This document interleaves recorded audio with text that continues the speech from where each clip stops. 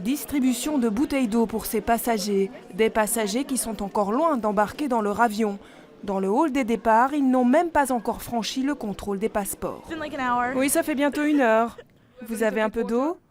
On me l'a donné gratuitement. En bout de fil, d'autres passagers craignent de rater leur vol. Qui s'organisent au niveau du personnel, des ressources humaines. Mais on l'avion à 2 heures avec une file pareille. Je vous assure que je passerai par la force. Ah non. En début de file, l'incompréhension est la même. Veillé depuis 5 heures du matin. Donc voilà, je fais mon premier trip aux États-Unis à Miami.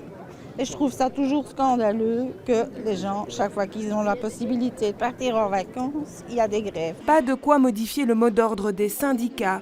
Le personnel de police contrôle scrupuleusement et de manière approfondie les passeports.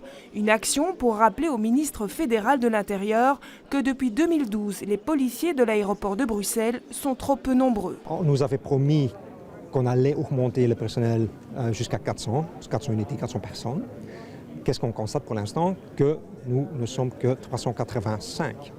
Mais si on prend le tableau organique, normalement, on devrait être 436. Donc, il y a quand même un fameux manquement. Les syndicats policiers espèrent être entendus rapidement sur ce dossier. En attendant, la grève du zèle se poursuit au grand désarroi des gestionnaires de l'aéroport. On attend 25 000 personnes qui voyagent hors Schengen aujourd'hui, qui seront donc impactées aussi bien au départ qu'à l'arrivée par les actions de zèle de la police fédérale. C'est effectivement un impact assez important sur les activités de l'aéroport. Seule chose à faire pour le moment à l'aéroport de Bruxelles, arriver 3 heures à l'avance et prendre patience.